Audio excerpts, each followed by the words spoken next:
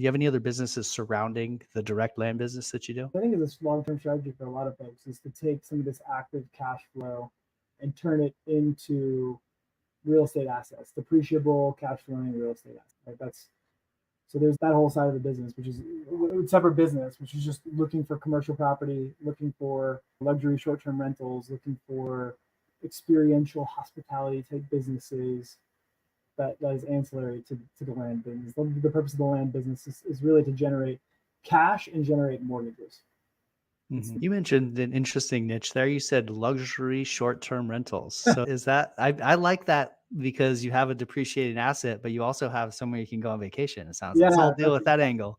no, exactly it. Back in 2021, when right before I decided, hey, I'm leaving the corporate world, and I saw the writing on the wall for interest rates going up with just the incredible amount of money that the government printed or created. My wife and I decided to buy a 10-bedroom house in North Carolina, and we just thought, man, we should try to get essentially as big of a loan at as low of an interest rate as we possibly can right now, and make sure the asset is cash flowing. And before I quit a W-2 job, and for those of you who haven't, for those listeners or whatever that haven't quit their W-2 job, if you want to get lending, don't quit it yet. Yeah.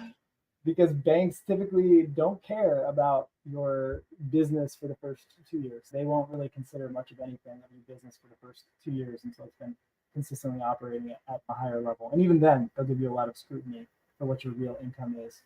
They really just care, can you pay their monthly payment? So anyway, we saw the writing on the wall. We bought a big Airbnb and did a large renovation on it. And it's a great investment. I mean, it sleeps 30 people. It's in North Carolina. It cash flows quite a bit of money, and it's just been a really good investment for us. So my goal, honestly, is to just buy more things like that. I think the larger homes when you're going after short-term rentals are probably better. There's a dime a dozen 3-bedrooms and 4-bedroom homes, but once you get up to 5, 6, 7, 8 bedrooms, your options are significantly limited. If you're a group of 20 people, where can you all stay together? There's just not that many places, so you're a little bit insulated. Airbnb bust. Yeah. 2 great strategies there with the hedging against inflation by taking on debt at low interest before it happens.